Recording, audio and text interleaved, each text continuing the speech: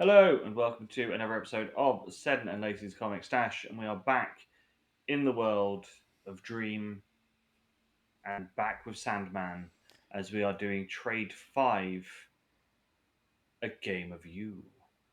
Yes, I don't know. I feel like it feels like a while since we did four.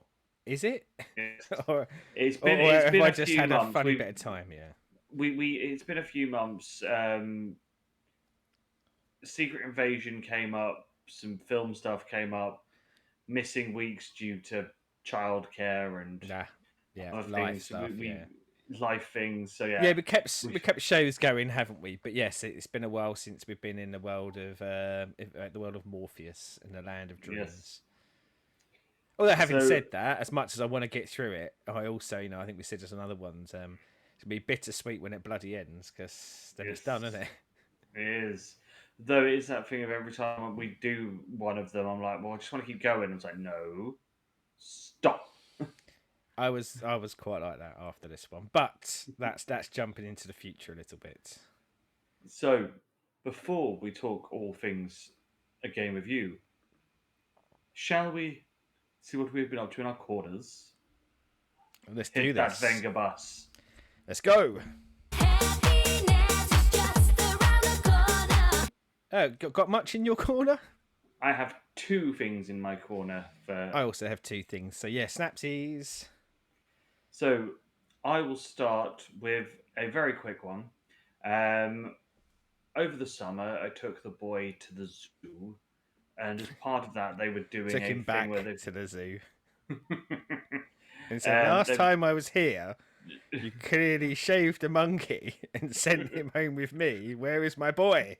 And then they said, "Nope, that was your boy." Anyway, it's enough. That's yes. enough. That's enough bashing of the boy. So they would do it because they had a tie-in with Beano. So they had like a thing where you could scan something and get a free issue Oh, cool. of the Beano. So for the first time in 25 odd years, Yeah. I read an issue of the Beano. I kind of wasn't even sure whether it's still running. Is the honest truth. I thought it was, but if you'd have asked me to put money on it, I probably would have not. And gone, Yeah. I don't know. If it was a question on a quiz show, I'd go, maybe. So it was good to see that the Bash Street Kids, Dennis the Menace, Minnie the Minx still there. Banana Man is now part of the Beano pantheon. Um, it doesn't have a sort of hold up for grown ups. I don't think it would have done back in the day. I'm pretty sure when I used to was reading it as a kid and went, "Look, you should read this. It's really funny." I think mum and dad were like, "It's not." The boy has fallen on his head again. He seems Yeah, to think this is funny. yeah, yeah. It is good to see that characters that I grew up with reading are still part of that and being passed on to probably a dwindling audience, but an audience that can read it. Because this thing, when we were kids, everyone had the Beano because it was like 25p a week, and Yeah, you'd get it every yeah. Wednesday. It certainly wasn't cost prohibitive back then, No, was it? It was definitely. I mean, for parents, I reckon it must have been a good thing as well because they were just like, yeah, this is a really affordable way to shut my kid up for a few hours. yeah, and Only more affordable way is putting them in the cupboard under the stairs, and sometimes we need to let them out of there. but yeah, it's now like 3.5 quid an issue. Um, it's 27. It was like 29 pages, and yeah, I'd gawk at that every week if my kid was How's wanting to read it. I know you only sort of read one issue, so it's only a slither of it. But how is it? Because like partly this is going back to the deep dark sort of memories of it, and I was a Wizard and Chips man myself, but I think it said Chips in the title, but. Dennis and the Bash Street and Minnie, they're all quite naughty, aren't they? Yeah, And I wondered, are they still, or is this in a kind of very progressive, more modern era of naughtiness? they are. And are they still using like catapults and slingshots and things like that, or is it now they're, I don't know, berating their mates on WhatsApp and It was cyberbullying or they're still mischievous. Dennis was skateboarding, lost his skateboard, chases after it. Nasha chases after a cat. Tomfoolery happens as people fall over because of a runaway skateboard. The Bash Street kids are redecorating the classroom, and in that way, the geeky kid that's I think the teacher's kid gets painted as part of the wall. Um, okay. they have a little picture of the teacher where it says he smells because someone's drawn that on there. It's Sorry, what still a that child. level. Just I still do it now. Like I use the term smells so much in the workplace. Someone will say someone's name, I just go smells. Just I love it. Yeah, it's still that level of mischievousness. Okay. It's not like proper full bullying and like Yeah. horrible. It's just a little bit naughty. Yeah, Um, like it was all the old school kind, all the stuff that he tended to sell in the adverts, like the X-ray specs and the stink bombs and things like that. yeah, And I just don't know whether those sort of things are even like in existence anymore or pushed to children. So yeah, I did wonder like how, and also there's a part of me that says 30 years later, are you just churning out the same stories? And maybe they are, but obviously it's for a new audience. And I don't know, mm, like I'm interested in it. It's piqued my curiosity. But yeah, as I say, I was much more of a whizzer and chips man myself. But but yeah, as I said, it was one of those. It was interesting to go back and look at it. Will I ever pick up another issue? Probably not. well, yeah, not unless there's another kind of freebie at the zoo again. Yeah, but yeah, it was quite nice to just get that nostalgia hit. Yeah. As I say, it's nice to do something different. It's nice to scratch a different itch in that kind of in this world that we love, and something that harks back to a bygone age. Yeah, I'd be interested to read one, but yeah, I think like you said, like £3.50. Nah, you're right. Thanks. My It's not. curiosity doesn't stretch to that. I don't think you get like a toy or anything or sweets with it because they can't do that these days that they Yeah, I'd used to. say probably not allowed. Yeah. Yeah, I don't know. Yeah, £3.50.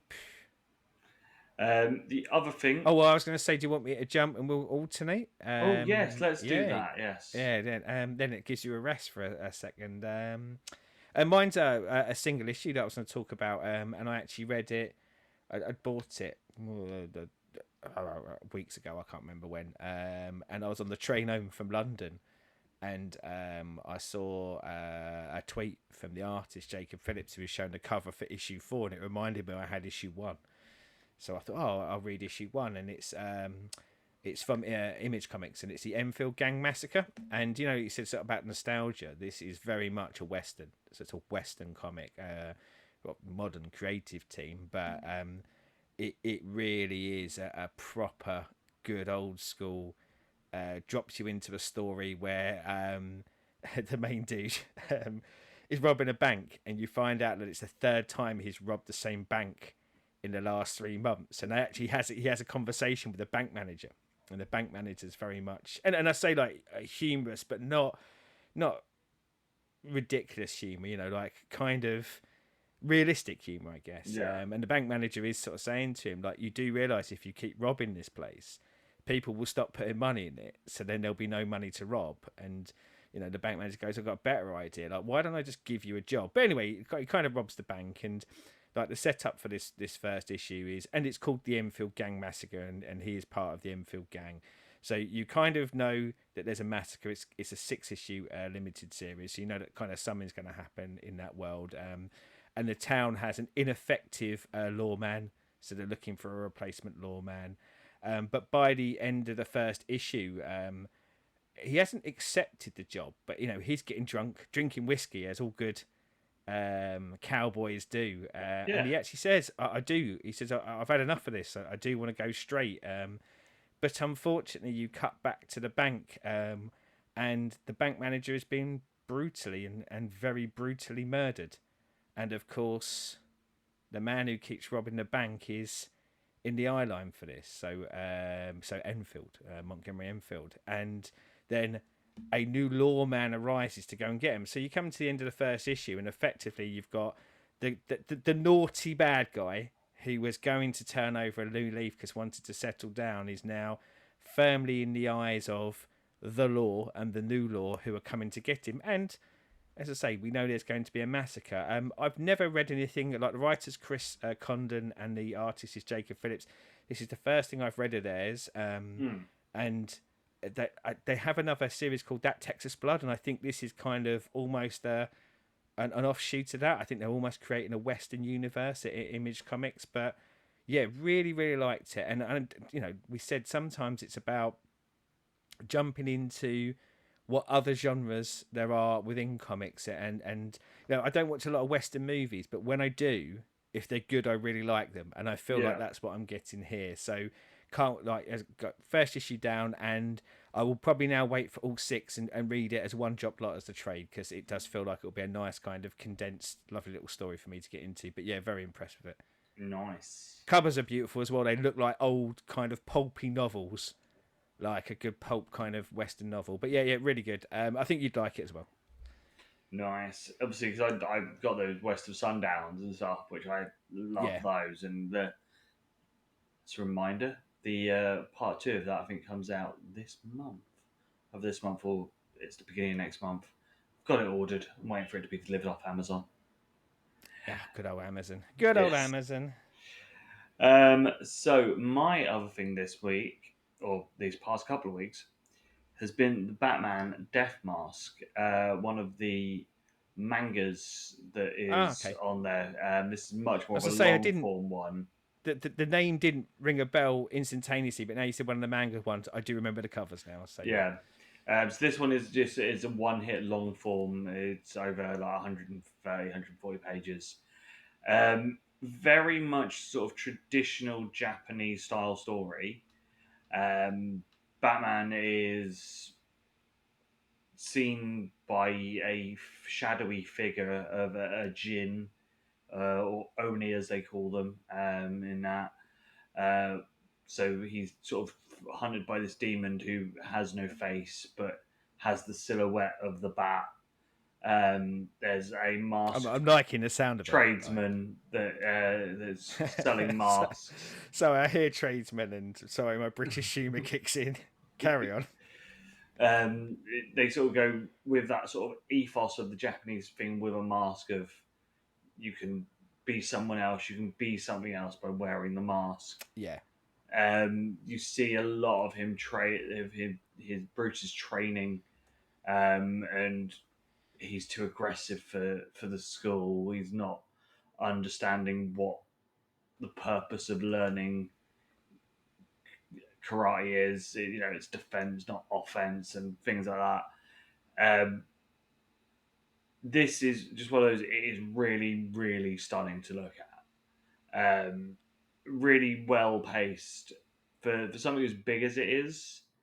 It could have quite easily sort of dragged in place and stuff, but it sort of goes really well. As I said, it stinks of traditional Japanese style storytelling, which I'm down for because I do love like Japanese films and stuff, and so that way of telling a story is quite easy for me. I could see it jarring with some people because it isn't. Oh look, there's a massive fight. And then Batman does some detecting, and then there's another fight, and then Batman does more detecting. It doesn't do that at all in there. But yeah, I really, really like this.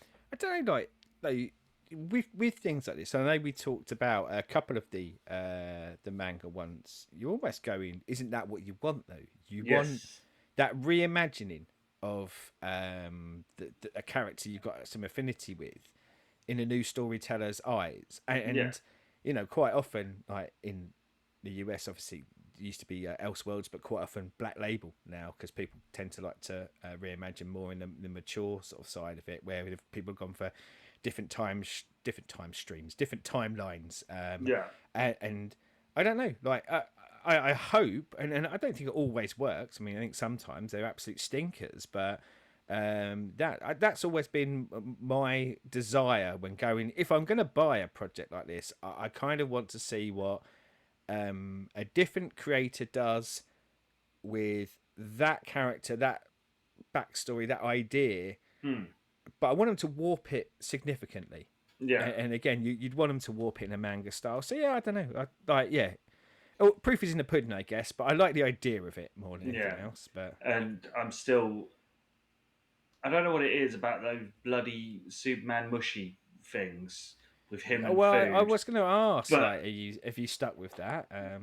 I don't know what it is about it. But every time I see there's a new one, I have to read it. Well, and you know, potentially that's a strength, isn't it? Like we said about that experiencing something different to what you normally do. This is it right here, is it not? Like you Yes. go, and again, probably the strength of it is that you would never expect to see that story written by a US writer in US hands. And yeah, I mean, I haven't started them yet. I know I said to you they're kind of on my list to get to, but they're way down my list to get to. But I think I think I'll probably enjoy them when I do because it is so different. Mm. Um, Again, any kind of the Western storytelling tropes that we see, and you know that's often the desire, isn't it? Like we do it when we do our music reactions. Often we are delving into music from other countries because we want to hear. I mean, music is music, but it's not always presented like Western style music is Western style music for a reason. Yeah, generally because it's commercially successful or something like that. And it's really nice to see how like stories and things like music can develop. So yeah, I guess that's what I wanted to see out of the mangas, and I'm also sneakily really want people to read them because I am kind of hoping that this leads to them doing some deals with other manga providers to get them on the platform. Yes. Because I'd like to read more manga. So, what else have you been in your corner? Um, Technically a bit of a cheater here because I've read beyond volume one of this, but I had intended to only read volume one, but I got a little bit carried away. But I'll only talk about volume one of it because I haven't finished volume two. But I finally started it. It's been on my list for ages, and again I was on a train, so I had a bit of time. Seven Secrets, which is by Boom Studios, and it's few years old now. In fact, issue one came out in August 2020. But this is Tom Taylor, a writer that is very, very big at DC now, and I hear a lot about. And I don't know, I really want to read the Titans, but I wanted to read Nightwing first. But I kind of wanted to sample a bit of his work outside of that. And you know, we like a couple of the Boom Studio. I say we like a couple. It makes it sound like we only like a couple. We've liked the ones that we've read from Boom Studios, haven't we? So I thought, okay, creator, I want to read. I really like this. This got me from very, very early on. So it's called Seven Secrets, and ostensibly it is about seven secrets, but it is secret organisations. So there is a group called the Order, and the Order are looking after the seven secrets, and each secret is contained within a suitcase, and each suitcase has a team of two people that look after it to make sure that people can't get to it, and they can never be in the same place at the same time. So there are 14 people guarding these seven secrets. You have a shadowy organization that are trying to get to the seven secrets. Really early on, they talk about how if the seven secrets ever got out, the world would effectively end. You see the connectivity between some of the keepers and holders, and that's what the two people who are like, so secret one, there's a keeper, there's a holder. Secret two, there's a keeper, a holder, and you start to see some of the relationships between two of them. And our primary character in this is called Casper, and Casper is actually the love child of a keeper and a holder, and keepers and holders aren't allowed to have relationships or children, so they have to. And you find this out in the first trade. Sorry, a few spoilery bits for it, but there's a lot more to it than this, so they're kind of soft spoilers ultimately. But they weren't allowed to keep the child, and they actually make the decision either keep the child or keep hold of the suitcase, and they say we'll keep hold of the suitcase because we've dedicated our whole lives to it, it's really important. and Casper is raised by, and I won't get into what Casper is raised by, but he's kept within the order, and then Yeah. years later he's brought into their training school. So there's kind of that youths going through training to get into the order elements to it. That does he or doesn't he find out about his parentage? Who is the mysterious bad guys? It's goes at a hell of a pace as well. By the end of issue 6, a lot of and I think it ultimately I think it runs to about 18 issues. But by the end of issue 6, you have learned a lot about this world. And okay, it does. It's very tropey. It's very espionage, spy, teen dramery. It's everything thrown into a melting pot. But you know what? I think it's done really, really well. I Yeah. think if you like anything from kind of Harry Potter to Mission Impossibles and anything in between, like chuck all that in, and there's something there for you. And the art in it is beautiful. It really pops off the page. It's by Danielle De Nicolo, I think. But yeah, I was bought in. I 2 pages into it. It was, you said earlier about wanting to carry on with Sandman. I found it very hard. I almost wanted to stay on the train and go back to London because I knew if I got off the train, I had to stop reading while I walked home. That's how much it grabbed me. But yeah, You amazing. could have just good stayed fun. on the train and come all the way to Norwich. I could have actually. It was going to Norwich, so but it was the last train, so there would have been no getting back. So you'd have had to put me up for the night. But no, and I really liked it. I think probably over the next week I will end up reading the whole lot of it. And I might do something for the channel once I've read the whole lot of it. I don't know what yet, but yeah, really good stuff, Chris. I don't necessarily. I think you'd like it. I don't necessarily think it would wow you, but I think you'd really like it. I think your boy would like it. I think its target audience is actually skews towards that sort of age range. I think, and yeah, I think he'd be a big fan of it. But yeah, Boom Studios, so not on any of our apps, unfortunately. It's just one that I'd bought digitally and hadn't read, like so many things in my life. But I'm getting there. So did make me want to read more Tom Taylor though. I've been really tempted to read some of his DC stuff, but that's now going to be fast tracked. I think I will probably start his Nightwing run not long after I finish reading all of this. So ideas for Festivus then for the boy. Yeah. I'll drop you a link, but yeah, I think you'd like. The art style has. I don't want to get carried away, but I'd say it is manga friendly. Yeah. It flits between that kind of American superhero, cartoon, manga. It's something, and as I say, a lot of this whole series feels like a bit of a soup of grabbing lots of bits from lots of places and putting them all together in a very palatable fashion. And yeah, I think the art does the same. Nice. So, shall we get our Sandman on? Yes. So- Volume 5. We are at Volume 5, which collects issues 37 to 30, or 32 to 37 Yeah. even. The keen-eyed upon you will realise that we're missing a few issues between trades. What happened to those issues, Chris? All will come out when we get to the next trade. Because, Yeah, we were talking about this before we recorded, wasn't we? I mean, it is we've become very, very indoctrinated to the idea of sequential stories, but sequential issues, and even in trades. But yeah, this does take a skew at this point, doesn't it? There's a 2-parter, then a 3-parter after this, then a special, then a single issue that are all grouped in for volume 6. But yes, we didn't just forget 2 issues. This is and I would go suggested reading order, the fact that that's how they published it in trades. But if it's not their suggested reading order, I suggest they change how they publish it in trades. So this is the Gay Review 6-issue run. I don't know why. Possibly because of Morpheus's visual stylings.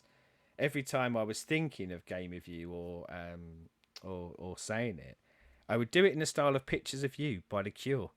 And there's no connection to it whatsoever, but I would always sing it like I was singing that song. But yeah. Right, But I again, could, I could, I think that's a gaming getting into my brain by the visual stylings. yeah, he does have a bit of the Robert Smith about him. Yeah. So this one opens up with the issue called Slaughter on Fifth Avenue. So we are introduced back to Barbie, who, if you remember from Dollhouse, was one of the of Hal's housemates. Yeah, married to Ken at the time. Yes. And I don't know how you felt, but like I, as soon as it went, oh, it's Barbie, I just went, oh, brilliant! Like it's really nice to revisit characters that, and you know, not that she had the world's biggest part in it. Obviously, that made that the bulk of that story is about Rose Walker, isn't it? But Yeah. characters that we said in very small amounts of panels we ended up liking quite a lot and wanting to know more about them. Voila, Yeah. thank you, Neil Gaiman. Yeah, it was the thing with her because obviously a lot of the stuff with her was obviously when she was in the dreams and her little princess thing with Ken, and then they have that weird split up in the dreams when Yeah, at the end of it, and you're just like, oh, what's happening here? Because you see everyone leave Hal's house, be like, you know what they're doing. You just know that those two had split up. The twins had gone off together somewhere. Hal had gone elsewhere as well. And it was just like, ooh, I, and again, there's a large part of me that I'd assumed we wouldn't see necessarily them again, or we'd see him in, because you know we've seen this where there's a lot of connectivity throughout, isn't there? But yeah, often people would just be mentioned off panel, won't they? Or you know, there's we'll get to it as we go through this, but there are like links to characters in this to previous occurrences. But yeah, really nice to think. Oh, we are revisiting, and what is happening in Barbie world. so yeah, so Barbie is now in New York, and she hasn't dreamed in years since she left Hal's house. Yeah, I mean, it seemed to suggest to me that it kind of coincides with that culmination of her and Ken splitting up. That led to her not dreaming as well. So there was that, basically a chapter of her life ended in the real world and the dream world as well. So she stopped dreaming, but that was just kind of my interpretation of it. Yeah, we see that she's living in again in shared housing. It was very Um, interesting, that, wasn't it? Of going, is this an absolute advert for humans and the way that we are very habitual, aren't we? So as much as she's got divorced and changed everything about her life, she's changed it into exactly the same, but without a husband, yeah, or without Ken necessarily, rather than a husband. yeah, Yeah, she's moved back straight back into a house full of people for us to get to know throughout this story. yes. So there is Wanda, the transgendered woman, the lesbian couple Hazel and Foxglove, the weird guy George, and Yeah, the quiet girl Fesley.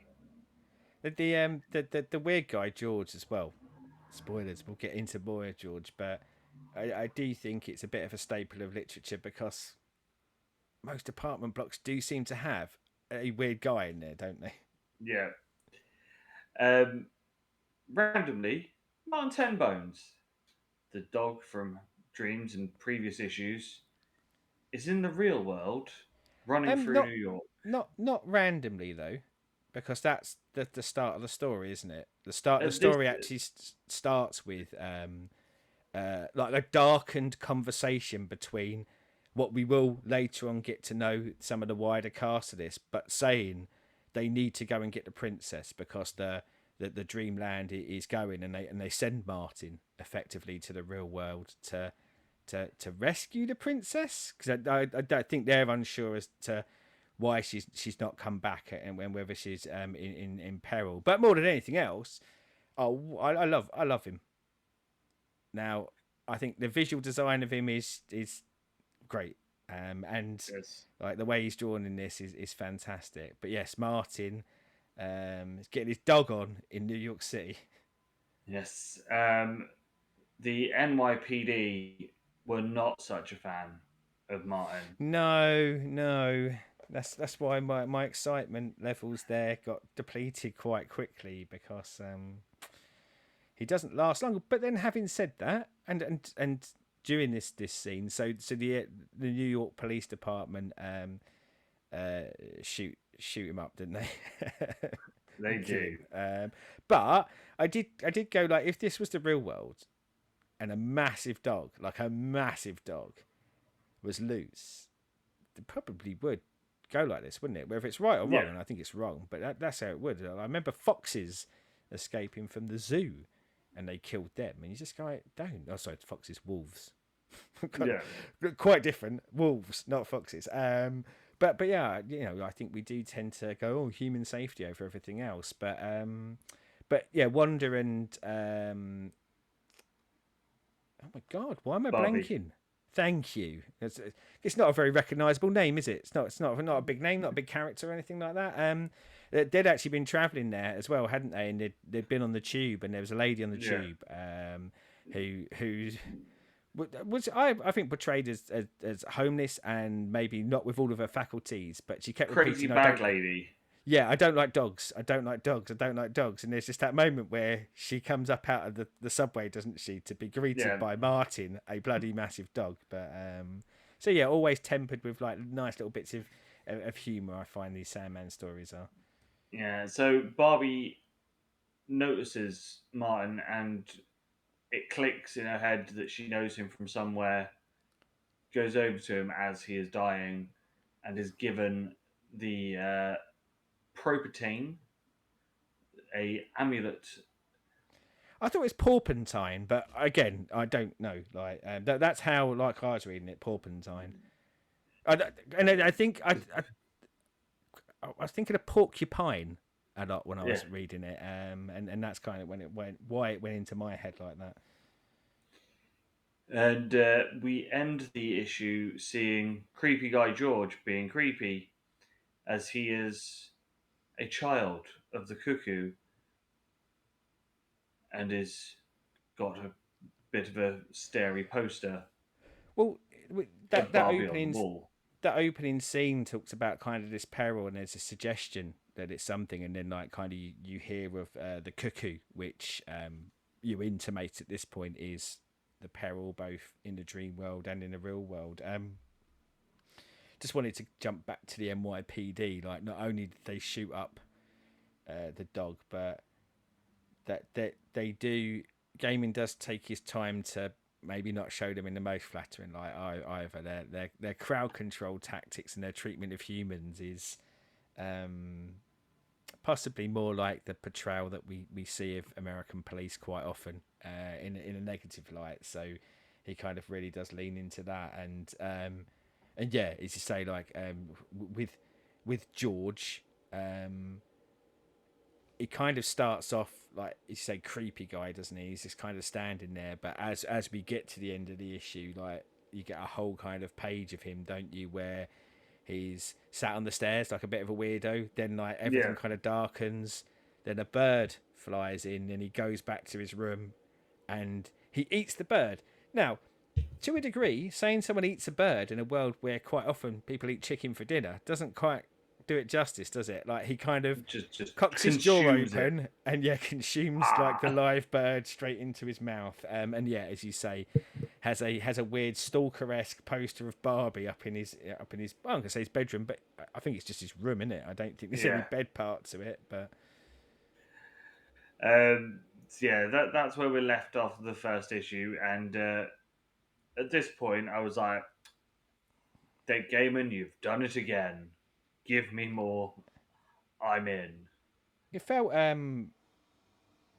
familiar as well, didn't it? And I think not Yeah. just because of the inclusion of Barbie, and the framing of a group of people living in a block of flats together.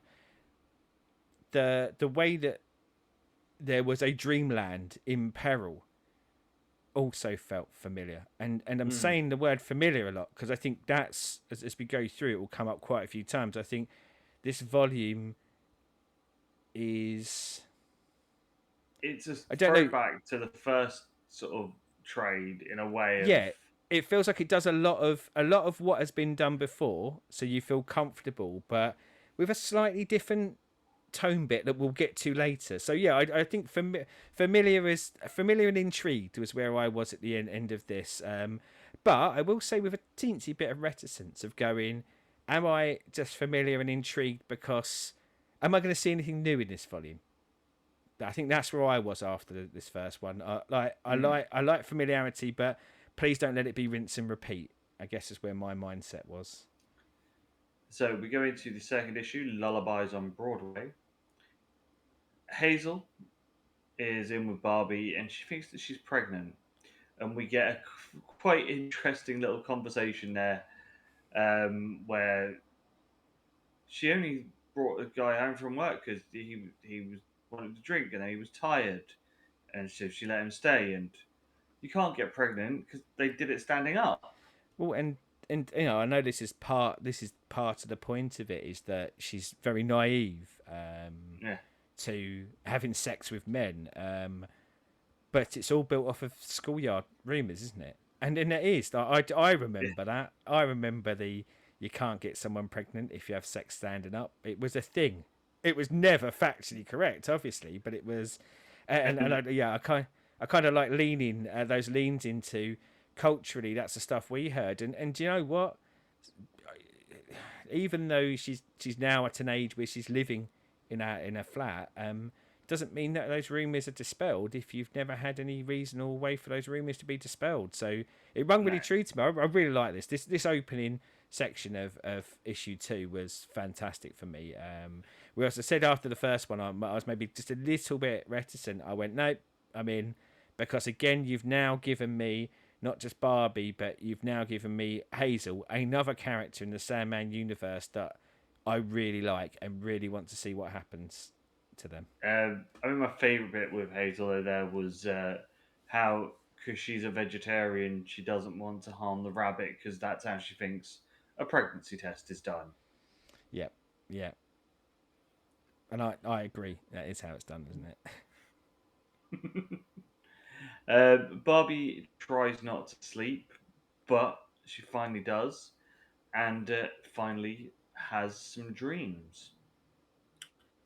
We see George cutting his chest open, and by cutting his chest, Ooh, I mean before we literally. go on though, there Yes. was a couple of bits in there, wasn't there?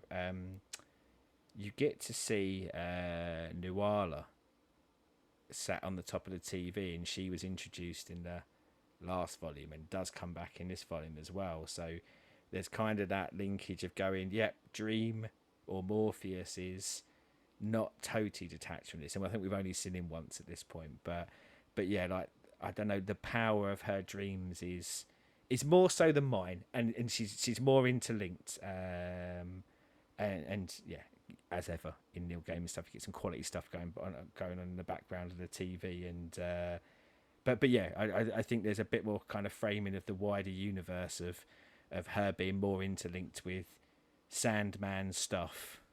Mm. So George cuts his chest open, literally hacks open and pulls open his rib cage to release the birds. The birds go to each of the girls individually and gives all of them nightmares. Wanda has a nightmare about surgery with Wizaro. Hazel has a dream about dead babies and then her dead baby becoming a monster to eat Foxglove's baby. Foxglove has a nightmare where she sees her dead ex, who we've seen before. Firstly's nightmare doesn't happen because instead she just kills the bird. Yeah, and just to pick up on some of these dreams, like Wanda mentioned, I think it was the last issue about having had dreams as a kid, and she talks about her love of comic books, Yeah. and her dream was about having sex with people from effectively Bizarro world from Superman, but kind of thinly veiled. Because I imagine as much as this was being published by DC, they were just like, no, we're not going to have Bizarro Yeah. linked in with sex games or sex dreams. But then when you actually get to the panels, it's Bizarro, even though it says Weirdo. Yeah. But yeah, I think there's some really kind of smart stuff going on there, isn't there? There's some really smart stuff around, and I say smart, like from my perspective, around someone who is transitioning and like reflecting kind of this isn't a whim, this isn't a whimsy, this is something that has been building up inside Alvin as he was back then. And probably those dreams were the things that led him to realize that like he feels like he's in Bizarro world, in the world he lives in, and Yeah. he's not the person he should be. So ultimately becoming Wanda. I just thought it was really, really good. And yeah, as you say, I think carving back to seeing that Foxglove's abusive ex as well, which has some context later, was in the Diner massacre from so many issues ago now. But Yes. just those constant strands, those linking people in, like it's a massive world, and this is presenting a massive universe, but also showing that there are branches and links, and a lot of interconnectivity, even in this wide world that we live in. Yeah. So Quite Felsia. horror-y as well, wasn't it? Yeah. Quite horror-y, like as a section. As you say, you've got George cutting his stomach open, and it's not very gory, is it? It just goes straight to rib No. cage, like it's very dreamlike. And then you've got the babies eating babies part. But yeah, that lean into the, I said about familiarity. What we've often seen in the volumes we've had so far have been humans, Dreamworld interacting with a real horror tinge, and I felt like this is the horror tinge for this. And spoilers, I think it kind of stops roughly around here as well, which was quite interesting to me because I think it goes more fantasy from this point rather than horror, which we've generally had Yeah. before. Um, Barbie is seen that she's in the land, the world of dream, and is about to start her quest with her wonderful companions.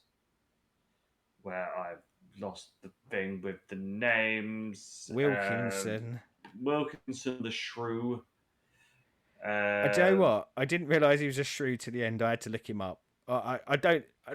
Maybe I'm just not visually good at doing it, and maybe they say it at some point. But yeah, and that was not because I didn't love Wilkinson. Loved Wilkinson, but it was at the end. I just went, "What the bloody hell was Wilkinson?" And yeah, I had to look it up and yes, find out that he was a shrew. yes. So there's Wilkinson the Shrew, Paranda the monkey, and Louise the dodo. It's Lux, isn't it? Luz. How would you say? I Oh, sorry. decided For some Louise. reason, I thought it was Lux. Sorry, that's me having a mind back. But yeah, Lars, lose, yeah, whatever. Like, but yeah, sorry. For some reason, in my head, I thought Lux, but no, you are right. It's Luz, and he's a And dodo. yes, and that is where this issue ends, as They're they are in.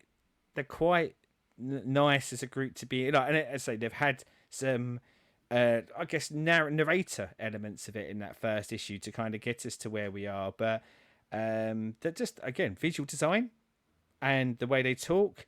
Really, really engage with them straight away. I know we did it on the Guardians podcast, but I had similar feels. Although knowing that it's Sandman universe and knowing that things are a bit darker here, but had similar feels as I did to the introduction of Floor and Teeps and stuff like that. I think they grabbed me as characters, and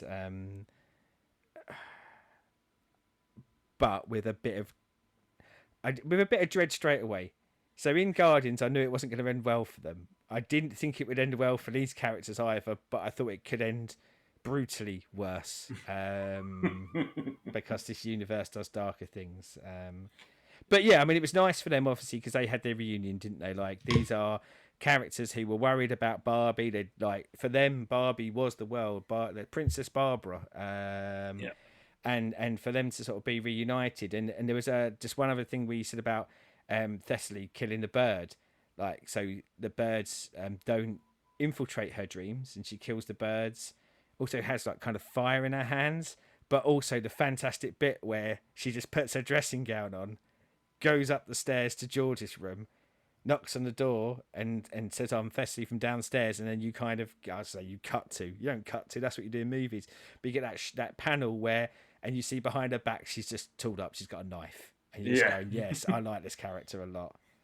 Because she looks very like the drawn style. She looks quite young. I think like quite petite, very big glasses, like straight hair, very unassuming. She when you first see her, she's portrayed as kind of the shy girl, isn't she? Yeah. But yeah, doesn't mind getting the knife out. So, issue 3, Bad Moon Rising. We see that Thessaly goes and checks on everyone who's in the house because she knows that they've all had nightmares.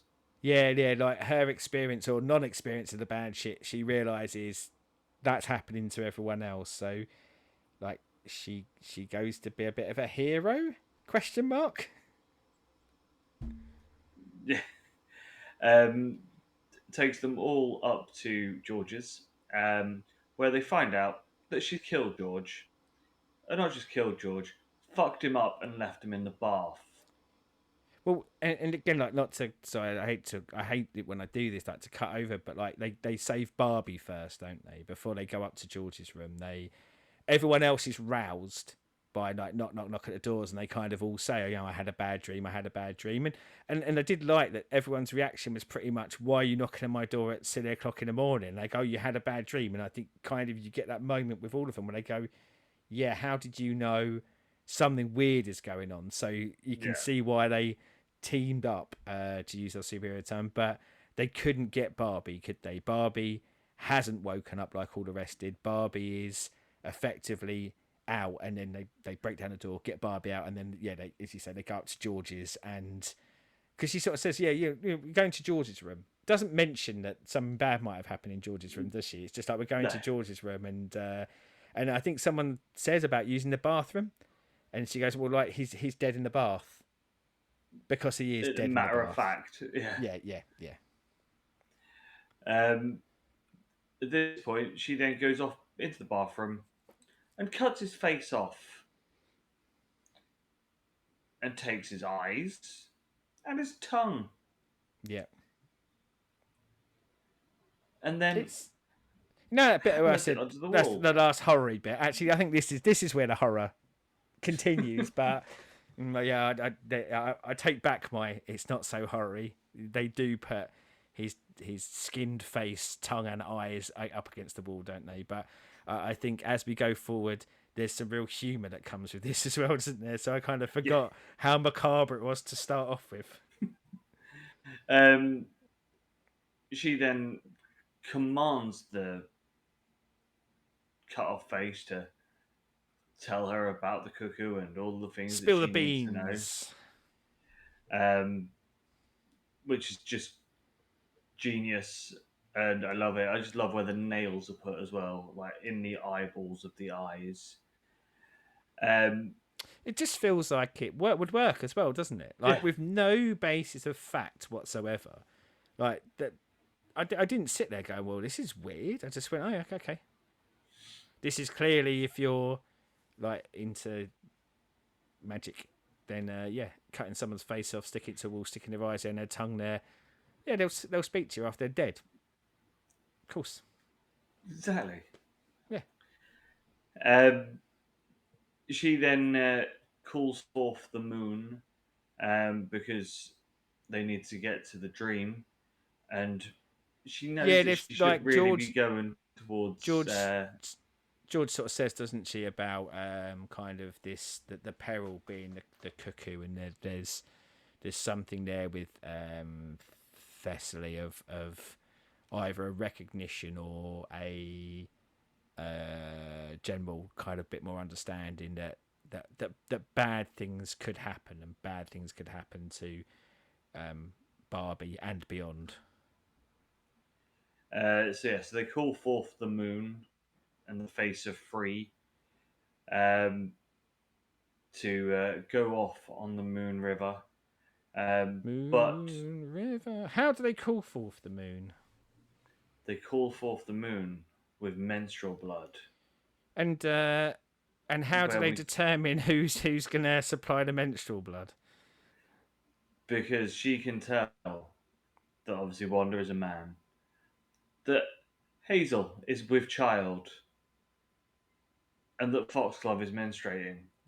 Because of course she can tell these things, which you then get that sort of moment of hang on a minute with Yeah, Hazel and Foxglove, but we get more of yeah, that later. yeah. I mean, like it's kind of their the reveal of that part of the story, isn't it? And I think also that those two characters, and again, go back to previous volumes of Sandman where you get a relatively big cast who can't have 5 or 6 issues sort of dedicated to them, so you have to fast forward some of the getting to know them parts, and possibly like the if it was a comic book just about these two as a couple, that's probably 10 issues later the revelation happens. The revelation happens very, very quick, but I think it's probably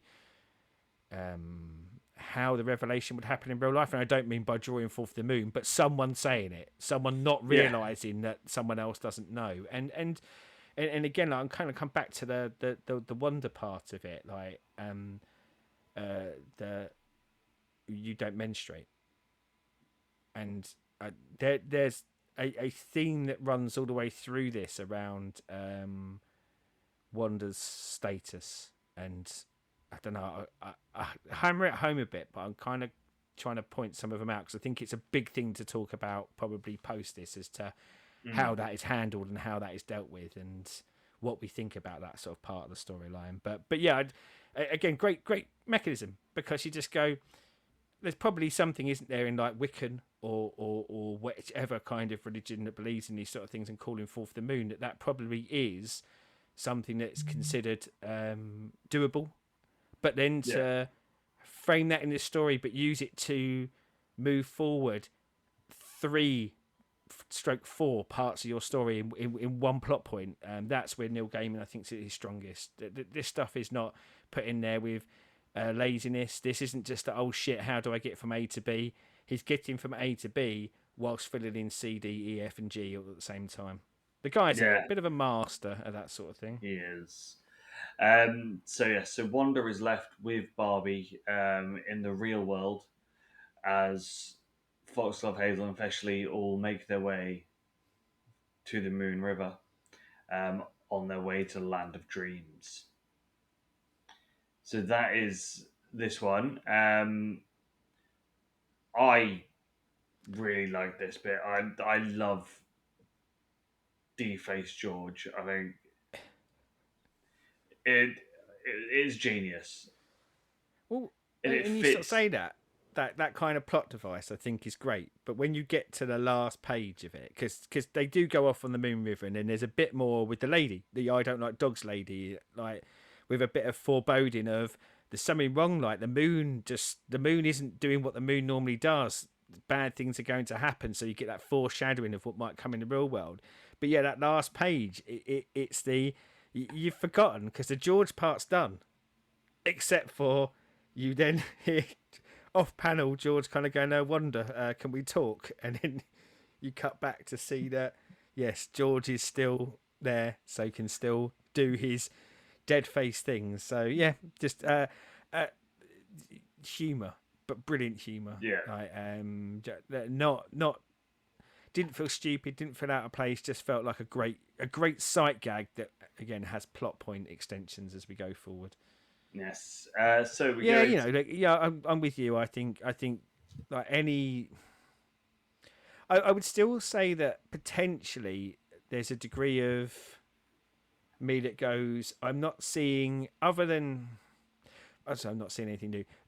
a lot still in the really really big in the world of familiarity, like Mm. that we've seen this sort of thing before in here, but I'm really starting to warm to. Oh, well, I say warm to. I really want to know how Hazel and Foxglove work out. I'm getting much more invested in what happens with Wanda.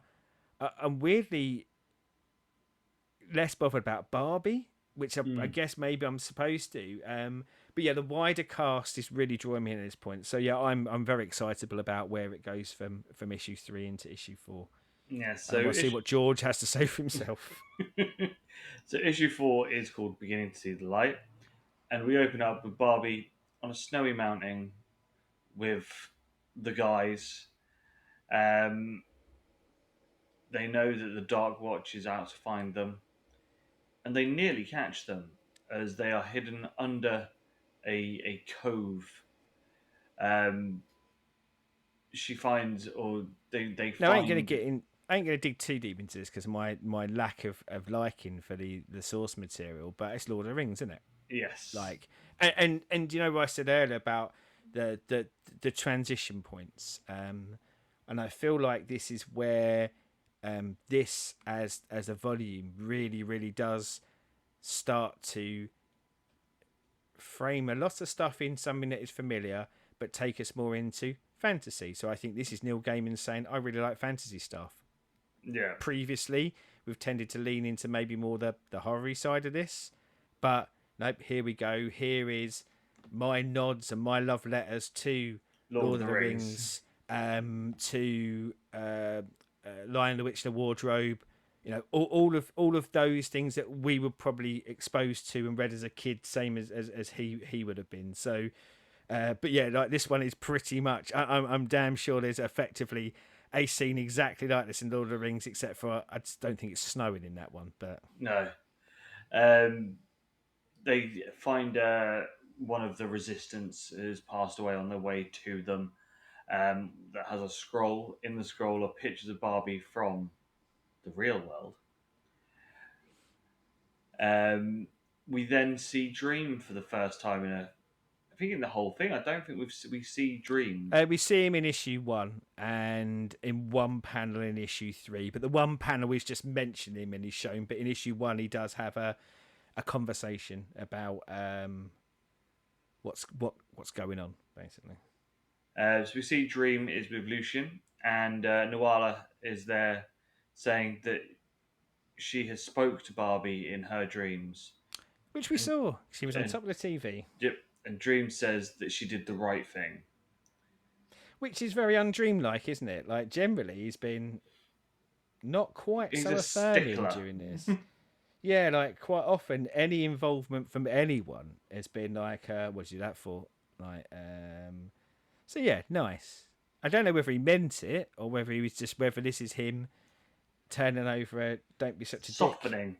Yeah. But yeah, either way, there's a change there, isn't there? Yeah. So Barbie and Co make their way from the snowy mountains into the forest. At this point, Panado is caught by the tweeners. Yeah, didn't like that. Didn't like that. Like again, I said I felt that there was potentially some bad things to come in this for these characters, but yeah, this was the start of it for me. I'm like, nope, you buggers, leave the cute characters alone, you shits. So obviously, because the tweeners are there chasing them, they start seeing that the amulet is glowing, so it leads them the way to the coast. To the yellow brick road. I mean, it wasn't yellow nor bricky, but again, Wizard It's of Oz. I think yeah, it's leaning into all of that. And don't get me wrong, we get a massive Wizard of Oz reference to come. But yeah, you know, I like.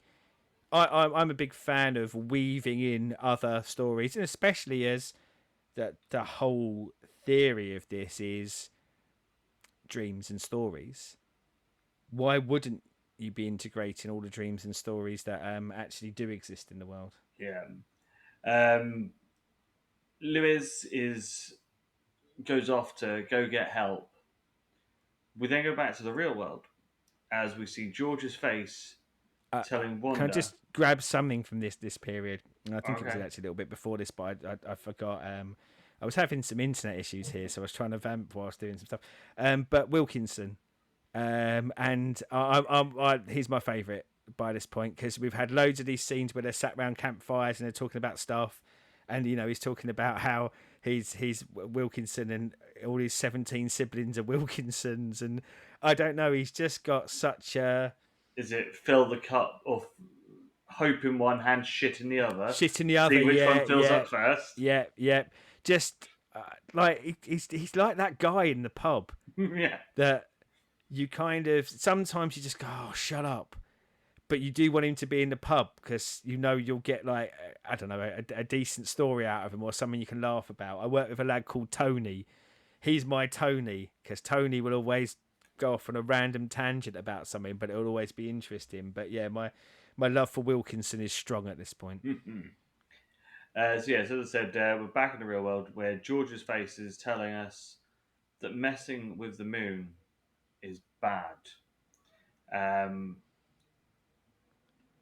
knows that it's going to change the weather. Some weird shit is coming, is what Yeah, George is telling us. yeah. I mean, effectively, I think leading them to the idea that what they've done is actually worse than what they were solving. Yeah, So that sacrifice, for want of a better term, to try and save someone, sometimes the heroic gesture actually leads to worse and more dire consequences. In this case, a hurricane heading towards New York. yes. Luis comes back as a traitor, as he has Traitor, brought with scum. him the Black Guard, and I they. wanted to hate him, but he's just a bit too cute to hate, isn't he? I I hated him couldn't. because it meant that Wilkinson was murdered. Yeah, I love Wilkinson at this point, but I'm looking at the panels now, and it's horrible to see Wilkinson murdered. And I look a couple up, and I see his big dodo eyes, and I go, "Oh, I forgive you. I forgive you. No, he was dead to me after that. It's too cute to be dead to me." So Luis leads her to the citadel of the To meet cuckoo. the cuckoo, yes, for the reveal of the cuckoo, but not quite yet. But when they get to the citadel, it is her childhood home. And I liked it. I liked it as a revelation. It's kind of, I felt like they were going somewhere like this, Mm. so it wasn't like oh my god surprise, but it didn't need to be because it made sense. And I think sometimes that's what you want in your story, isn't it? You kind of Yeah. go, okay, like we know, it's been mentioned a few times, that kind of littering of the cuckoo, what the actual cuckoo does in the real world, of insinuates itself into your home nest. I think all of the beats are there to kind of get you to this point, and the idea that because this is, and I say her dream world, we have also had it said of going, this isn't her dream world, it is a dream world that has existed for a long, long time. It's the one that she visited in, and she is, I guess, currently the most important person to it. So it Yeah. makes sense that whatever drama is going to involve is going to be intrinsically linked to her. Yes. So we go to issue 5, Over the Sea to Sky. Yes. So it opens up with Barbie in her old childhood home, and she's there with this kid. Don't Um, forget the and the fish that was over the mantelpiece that her dad had caught, and like they do yes. all of that beforehand to really show that this is her childhood home, like a dream imagining of it, but it's not just like the facade of the home. It's got all of these personal bits for it. It really is fleshed out to be what she grew up in at a certain age. Yeah. Bloody horrible She's decoration, by the way. I looked at their sofas and I just went, geez, I'd have thrown them out into the sea. Horrible chairs. Feels like so yeah, they would be on the set of Saved by the Bell, and possibly one of them would be wearing a shirt made out of the same material as well. so she mentions that she's got a cut on her knee, just the same as Barbie. and Yeah, then she because when they were realizes kids, they wanted to prove to their neighbor the they could neighborhood fly. kids that they could fly. Again, let lean into it's what gaming does so well. Everything that plans out in these stories are littered throughout it. The idea of her being a child that looked at the world very differently than was possibly other kids did. And that manifested in such things as I can fly, or trying to prove they can fly and hurt Yeah. themselves. So at this point, we work out that the cuckoo is this child version of Barbie. Um, the cuckoo tells Barbie that she's basically living a childhood fantasy as she goes into her bedroom and she sees the cuddly toys, and we see Wilkinson, Martin Tenbone, Lux. Less cute as toys.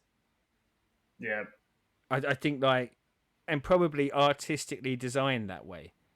But yes, they don't look as good as cuddly toys as they did when they were, because I presume the theory being is that the cuddly toy is the cuddly toy. It's what your imagination does with it that really makes it come to life. So that's why they're kind it of visually presented more, I don't know, fervent and exciting when they're alive versions of them.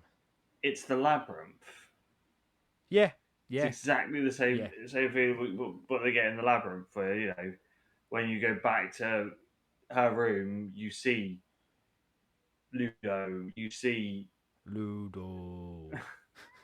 all the goblins and stuff, and you're just like, Love that. they were there all the time.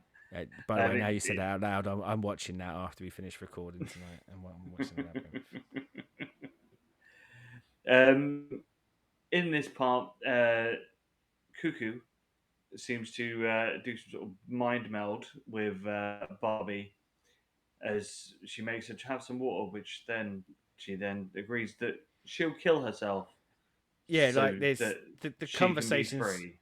kind of happening, isn't it? But as the panels go on, you realise that it isn't just a conversation. Cuckoo is using her words to insinuate herself into Barbie's mind and effectively take over her mind, isn't it? Like it turns her into Yeah, akin to a zombie. There's one panel in there, and I've just got it here where she's Barbie standing there in her childhood bedroom, and she's got a bookshelf, and on the bookshelf there's Wizard of Oz, Narnia, Lord of the Rings, witches, and you go, okay, well done, artist, for laying out the stuff that that we're seeing and we're feeling as we're going through this. The things you're paying homage to. yeah. We do get a quick throwback to the real world, where in a really cool way of doing it, we just get a double splash page of a New York radio station with I like adverts, a that as little bit of well. Yeah. news, and a guy that's Jim Morrison, but not that Jim Morrison. I thought that was such a brilliant touch, wasn't it? Because it's the Yeah, sort of thing we do on here where we get fixated on the famous one. No, not the famous one, and you say it over and over again. And here you've got the radio host doing it. Yeah, I love that part of writing. I thought it was great. that a storm's coming in, but she's like the radio host's like, no, there's nothing going on. If it was, the weather guys would tell us. Yeah. Foreshadowing. We see Hazel, Foxglove, and Fesley making their way into the dream realm. At this point, Sorry, I giggled because I remembered that. Um, I remembered that Wilkinson is going to get a brief reappearance in the story. they are walking past. They do see Wilkinson, and Fesley uses her weird witch magic to use some of his blood to get him to put his face up, and they mention the fact that they're here to help Barbie, and Yeah. he says that the princess, he died trying to help her, and where they need to go. I just like Um, the gag again though, where Hazel just like looks in absolute shock and goes, "You're not going to cut his face off, are you?" That just that lovely inbuilt humour from the story there, like, and yeah, just cracking. And also at this point, you've got where Foxglove and Hazel discuss the pregnancy, um, where it's like, well, children are expensive. Best we better start planning a book of children's names.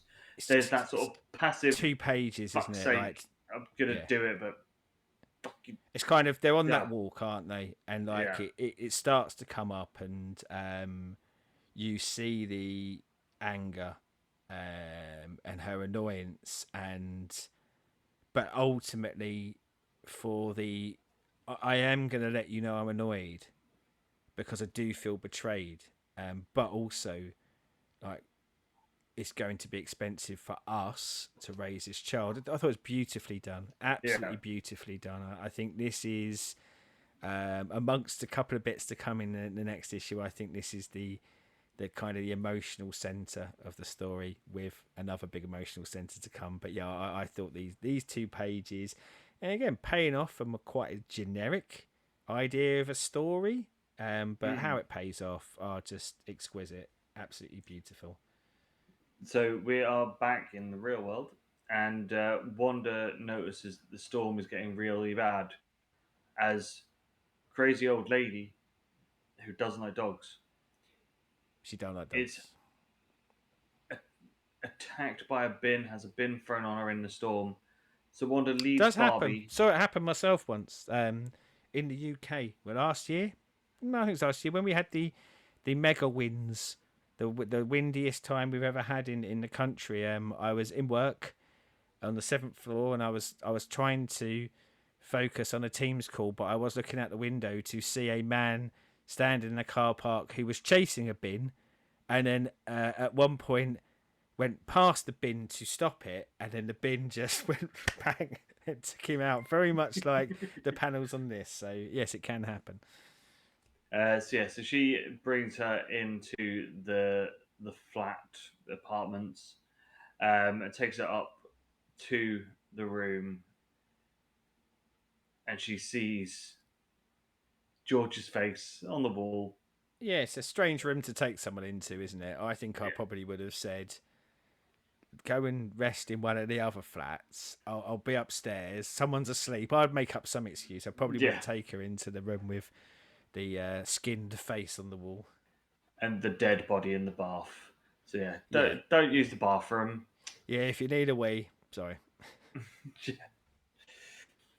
Back into the dream, we see that the cuckoo is taking Barbie to the aisle where she needs to, plans to leave the dream and fly. Have you Could forgiven Luz at this point? no, Now, why not? because Wilkinson's still dead. It's not his fault, though, is it? We've now established that she has powers over people. She can make people do it her will, so it wasn't his fault. Forgive Still, him. Forgive him. no, no, He's a cute dodo. Forgive him. He was a cute dodo that had mystical powers used on him. It wasn't his fault. no, Harsh. because he gets his comeuppance as Cuckoo then brain tricks Thessaly to kill Lux, as she believed that he was the cuckoo. So even more so, you should forgive him. So he didn't do anything wrong under his own willpower, but was then brutally murdered by the bad person. I See, think you need to have a good long look at yourself in the mirror after we finish recording, and think about what that says about you. That you're happy for the innocent creature that was mind controlled to be brutally murdered.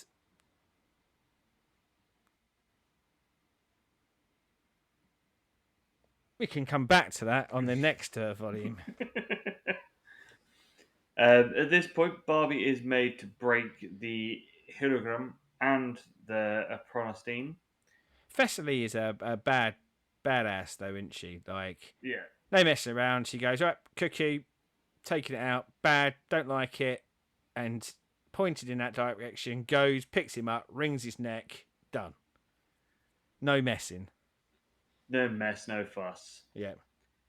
And we then see Dream come as he meets the cuckoo and says that fine, he'll unmake the land as they've destroyed these pits. And at this point, all the creatures of the land start making their way into Dream's robes.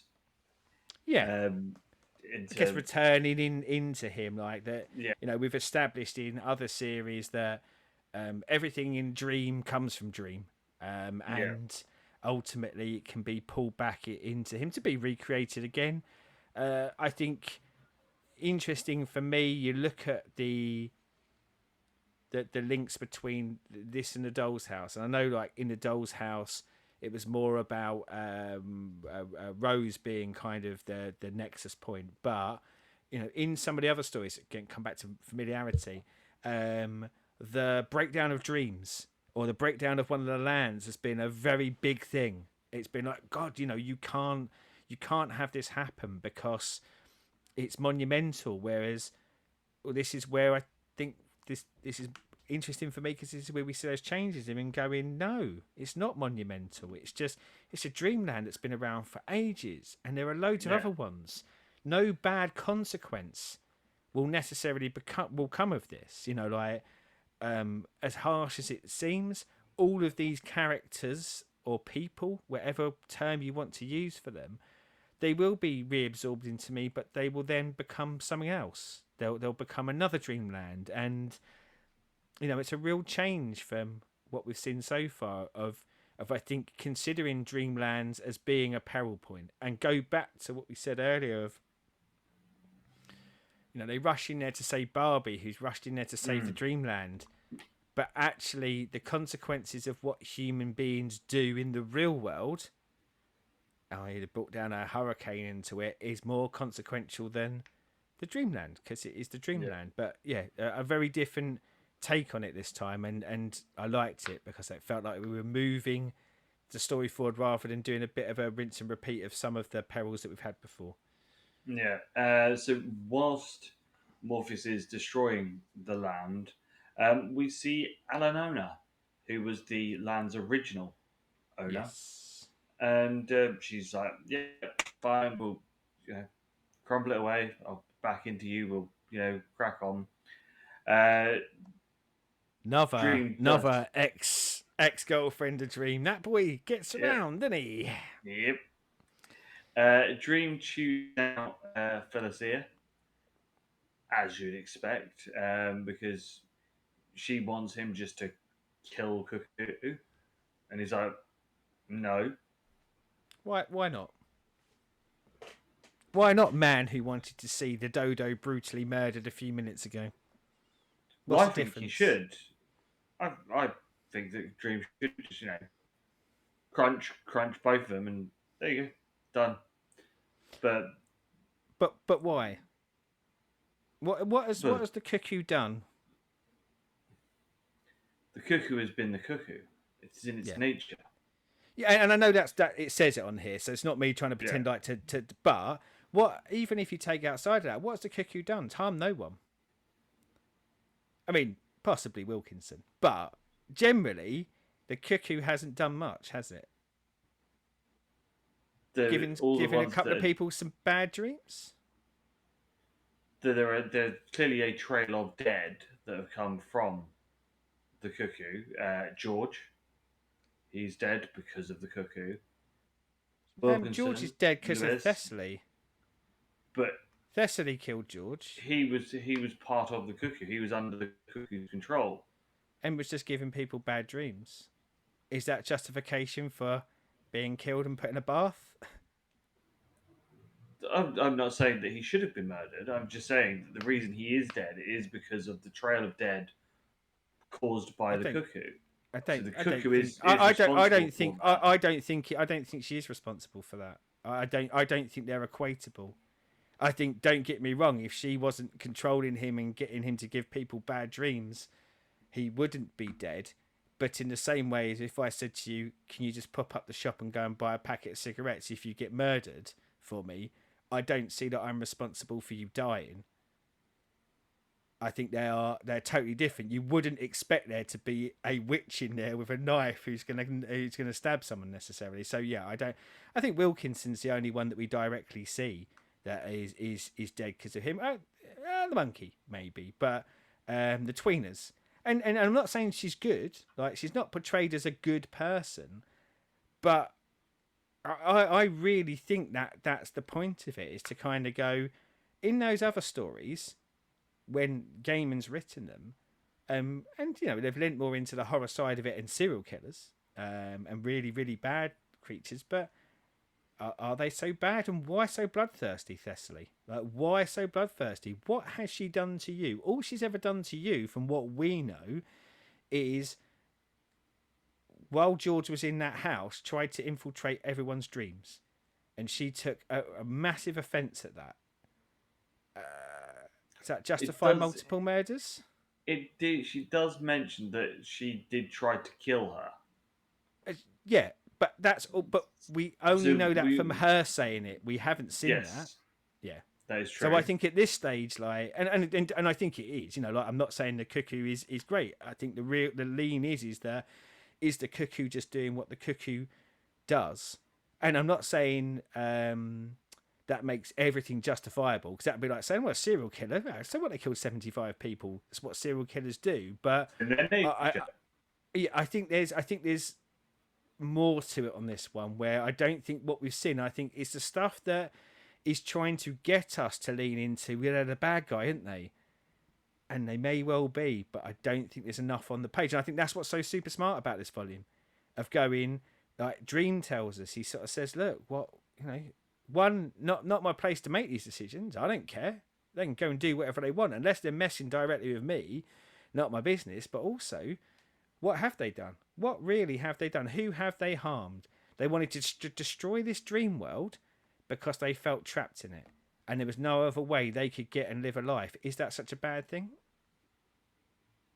And would taking liberties with other people's existences, let's temper a bit back from death, if you were imprisoned in a place you couldn't get out of wrongfully, you'd probably do some things you wouldn't be proud of to get out of that prison, wouldn't you?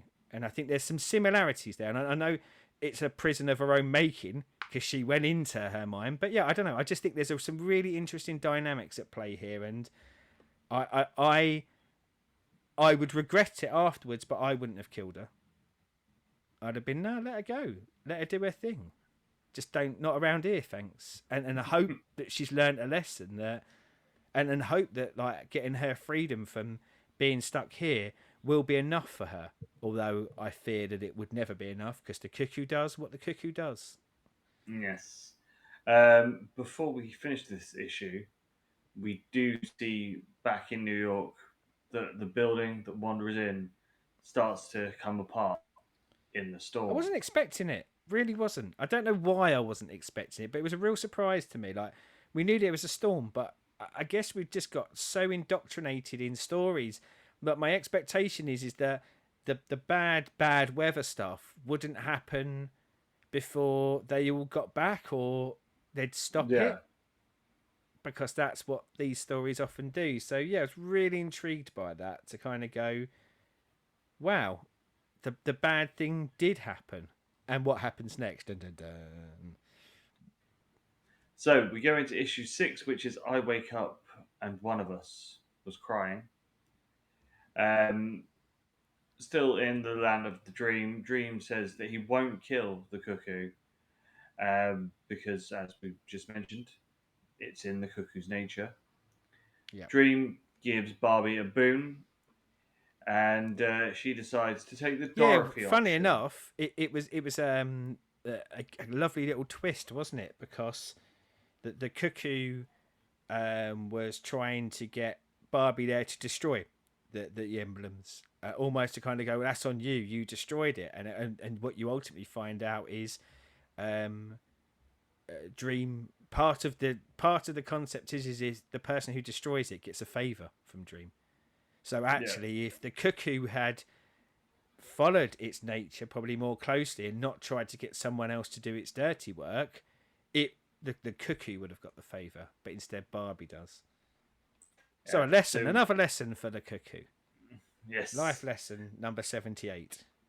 So yeah. So she takes, as she calls it, the Dorothy option, Yeah, which is, there's no place like home. Tap your feet to 3 times in your ruby slippers. because there Um, is there is talk there, isn't there? Thessaly is really pushing again for the cuckoo to be killed. Her yeah. bloodthirsty lunacy's coming in again, and she's like, "No, no, I just get her killed.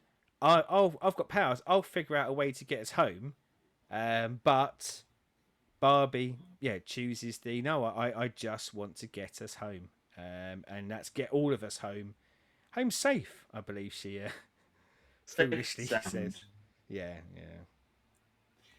yeah. So we are then back in. Before they do though, you get to see the cuckoo go off, don't you? So the cuckoo Yes. is effectively released. Walks off a is it a Corn album? It looks very much like that, where the little girl's going up the The hopscotch off the cliff. Yeah. yeah, like it's very similar Follow to the to leader. that. But turns into a bird, a cuckoo, I guess, effectively. But it's a very big kind of multicolored and blackbird, but multicolors. And Thessaly is still clearly really ranged off still, whereas Barbie just says, "Wow," I think sees the beauty in what can happen if you release a creature to go and be what it can be, the best it can be, maybe. Yes. So we see Barbie back in the real world in a diner, and she's talking to Wanda's aunt. Um, we find out that Wanda had died during the storm. Yeah. Crazy Bag Lady had died during the storm too.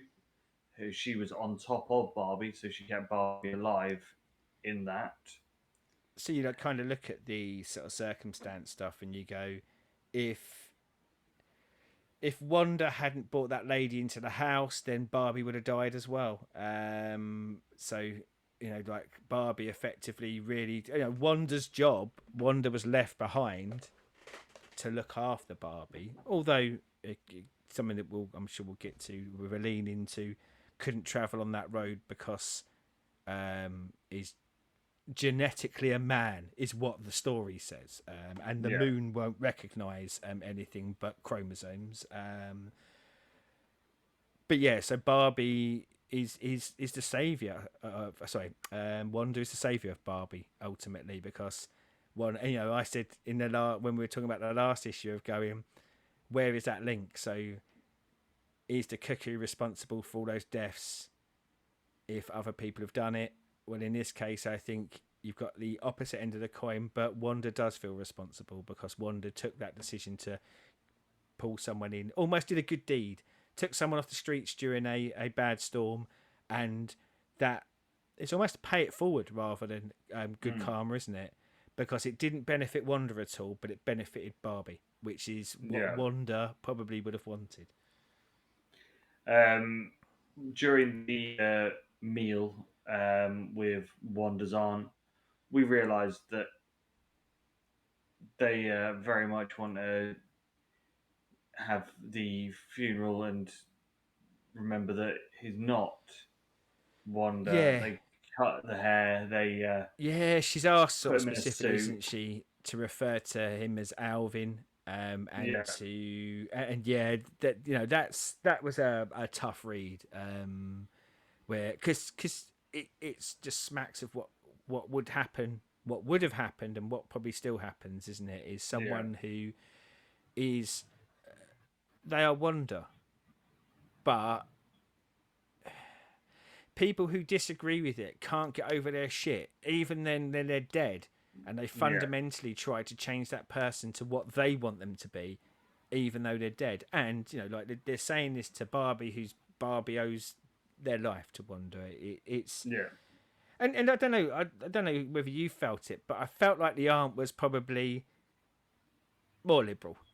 Not quite there, but was a Yeah, bit more like, yeah, they did that. Like, it's not really my thing, but for the sake of today, like, can we just get yeah. through it? It was But it the was one aunt of felt those like of there was some redeeming qualities there. yeah. So the aunt had that thing of I don't agree with it, but I'll call her Wanda. But around the family, we don't because you just sort of know that if you start you know calling her Wanda around the family, they become grade A cunts, which is what my next note are. That we realise that Wanda's family are absolute cunts. Um, the mum and the dad are just absolute assholes.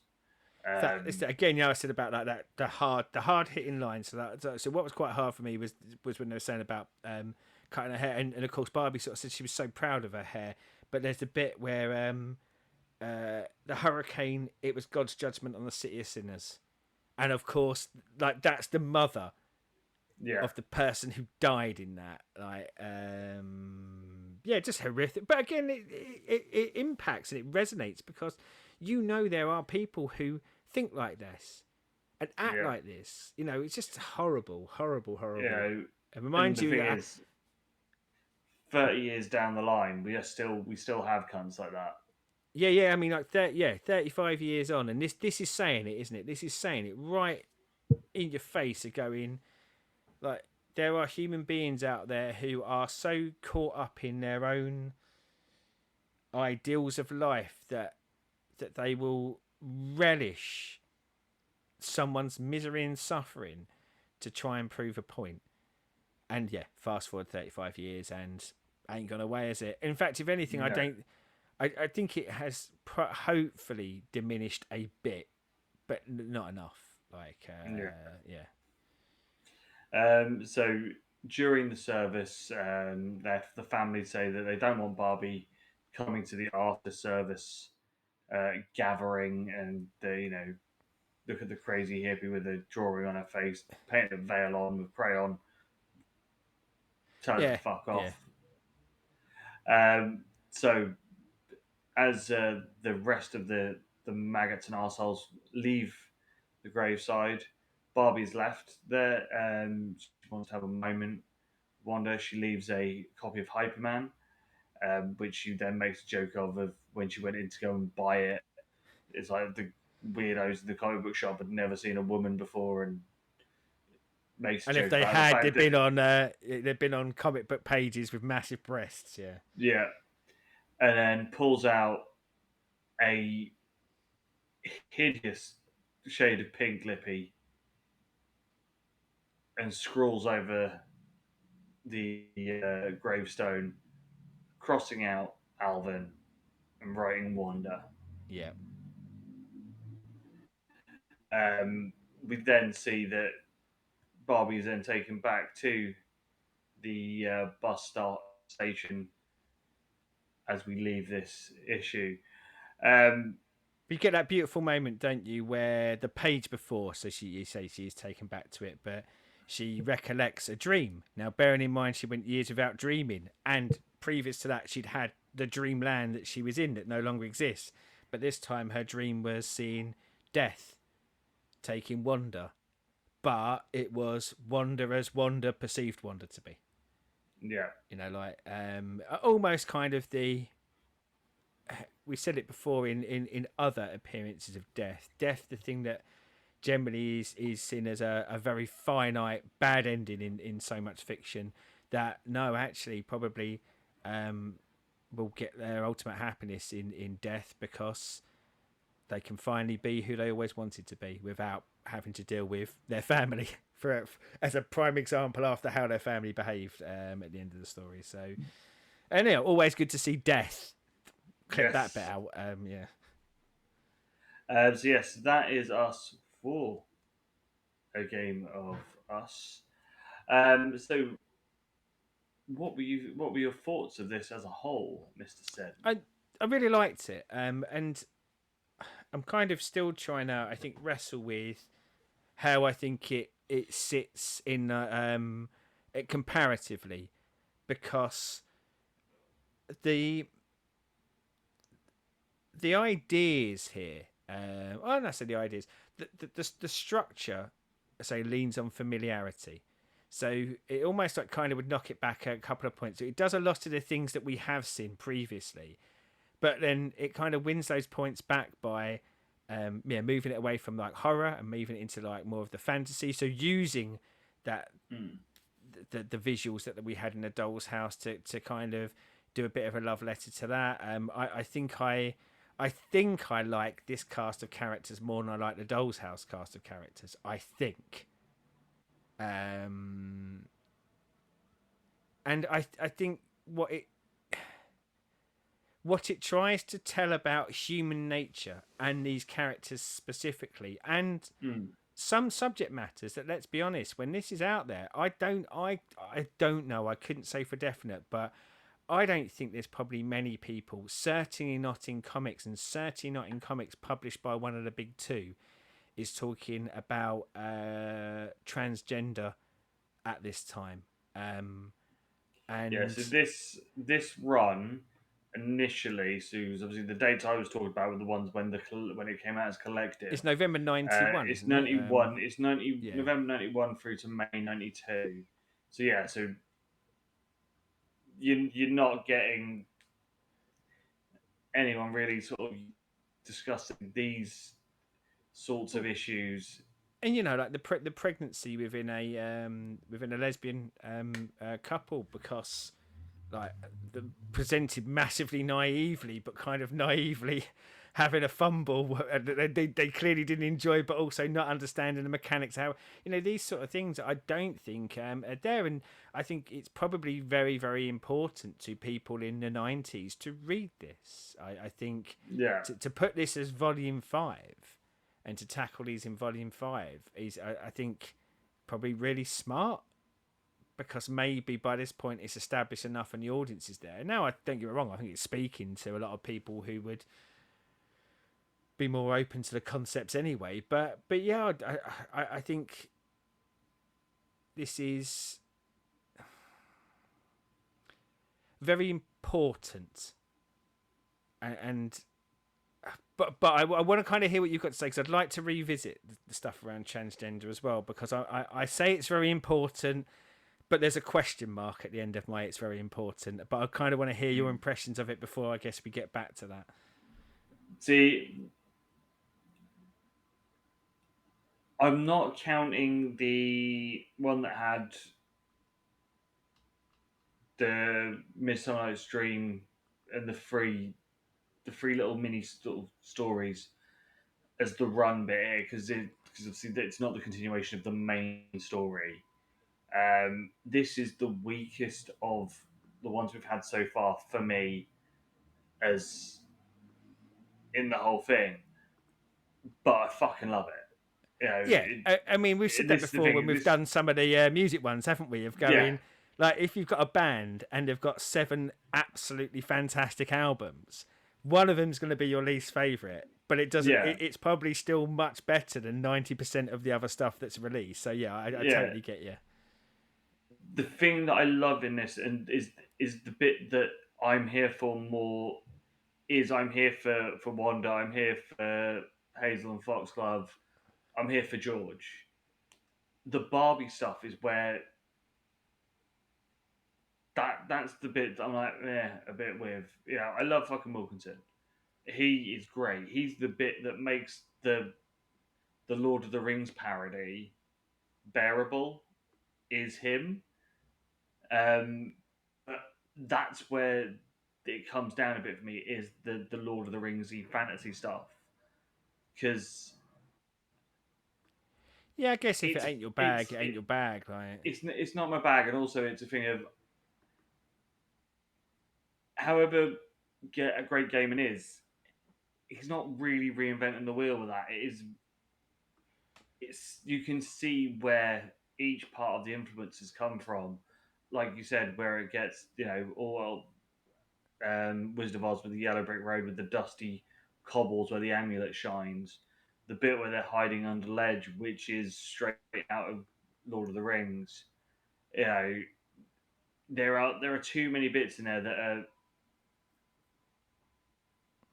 clear homages to other stories where he's gone, I want to do that bit, I want to do that bit, I want to do that bit, and it doesn't do it for me. But the real I guess, World stuff I in this guess, one, I that's guess where it though, gets me like in this one. on that fantasy side of it though, like I guess I don't really understand what it's supposed to invoke from you though, like because they're generally like one or two panels throwaway for people who are probably into that stuff. Then none of it is intrinsic to the story, other than probably going move yourself away from kind of the horror mentality that we've probably had before. Dreams are more extensive than that. Dreams will have like your fantasy elements as well and Mm. things like that. And I just, you know, as I say, I ain't getting drawn into that, but you know my feelings on Lord of the Rings. But I quite liked seeing a Lord of the Rings reference in it, even though I don't like Lord of the Rings, because I go, yeah, there's your framing mechanism. That's for everyone else. And again, it's clearly someone he loves. I mean, he's a great fantasy writer. He tends to write fantasy more than he writes horror, like when he writes his novels. So, yeah, good on him, I say. But yeah, I don't really understand why that would even be impactful, because they're the odd panel here and there. I think it's because of that fourth issue where it is heavy on that. I mean, that's where it sort of gets me a little bit. Is because it is, I don't know. I mean, I'm not that saying you're issue is wrong, but quite heavy like, there on there. but that's how that's where you get to like Wilkinson, because effectively it is what Lord of the Rings is, which is some people walking from one destination to another, and you getting to know them while they talk, while they walk. Mm. And I think for me, really hard comparison, because it is a single issue against a really long set of books, does a better job in one issue than Lord of the Rings, as movies do over three movies, for making me actually care about these people who are effectively going from A to B with a bit of peril in between. But yeah, that's where you get to know these guys in the same way as you got to know some of the housemates, because they're in the house, maybe talking in the corridor. But even then, I think you get to know them a lot more, possibly in the walkie to and from bits inside the fantasy dreamland as well. But yeah, it said it is fucking awesome though. Yeah. But yeah, for me, Barbie is the least important person in what is really her story because she's obviously Well, the main framing of. when it's and it's funny you should say that, because I do somewhat, I almost absolutely agree with you there. But I do think by design, I think that's actually a conscious choice. But the only reason why I don't agree with you all the way is it's Sandman's book, and Sandman is less important than Barbie is. Than Yeah, I think it yeah, is really interesting. And don't get me wrong, Doll's House had this. That's more Rosie's story, but like the Sandman, Endless, all of that stuff, take a much bigger step back here. But I think for the benefit of the story, because I think when Dream does interact and is that, I was going to say aloof, that's probably not the right word for this, but that more godly, that more endless, like, of going, no, mm, like, people do what people do, things start, things end, feels more like how Death was when we had the Death issues, of much yeah, more, I guess, circumspect to their role in the whole of this, and not so, God, we can't let another Dreamland go. It's like, no, yeah, we can. Not because I yeah. don't want it, but that's the circle of life. Not to steal from Elton John, The time has but yeah, come. That one has had its run. yeah, and like, but yeah, you are right. I mean, I think Barbie, the story doesn't happen without Barbie, but Barbie is, I don't, us maybe. Mm, Like, is it we are the Barbies in the story, so we are the ones in our own life who we're the heroes. We are the person, we are the one with the dreamland, the great imagination, the imaginary friends, the bad guy wants to stop us. It's our dreamland. It's all of this stuff. But then you kind of realize that the most important thing during this whole period was all of those people around you and what was going on with them. So stop being so self-focused and so yeah. like looking at yourself and realize there's a world going on around you. And so yeah, I do. She takes a back seat, but I think, as I say, with that purpose, because I think it's supposed to help us realize that as much as we feel like the hero of our own story, sometimes the story isn't about us, and sometimes we are in the story and we play an important role, but it's actually someone else's story. Yeah. Um, so obviously the MVP of this run is Wanda. Um, just with the the way that I think she is, or she becomes the pivotal part of this story, and is in, I would say, is probably the lynch of the whole thing, because you don't get the the thing, like, she wouldn't have gone out shopping if it wasn't for the fact that, but that she took Barbie with her to then go and get the amulet at the beginning with seeing 10 bells, Yeah, because she wanted to go out even though they didn't have any money and couldn't afford to buy yeah, anything. I forgot about that. I They like just that. That want that was to like get out. it's going to Tiffany's, wasn't it? And Yeah, like he was going, we don't have any money, and like Wanda was like, yeah, that's why we go to the most expensive shop. We can't afford anything in any shop, so we might as well dream big. We might as well yeah, go to the best place if we're going to pretend. So yeah, I did like that. I think and you're probably right. I think it probably is Wanda's story ultimately.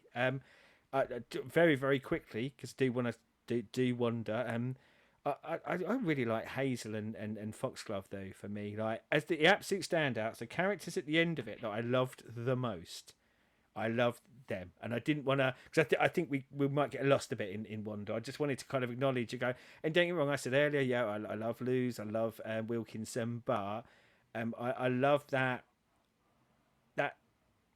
arc for them, mm, and like that final, I say their final panel, but because they do mention, they kind of go, they didn't really talk to people much anymore. They went off, and now I'm hoping, we yeah, find out at some point what happens, but I don't know. But the last effective panel of that part of the story of them is the it focuses in, it's drawn as they're holding hands, and she says, I do love you, and I can't remember exactly what it is, and my iPad switched off now, but the comeback's almost something like, as you should, dickhead, yeah. or something like that, a bit kind of, because she's still She's still bad things pissed have off. happened, yeah.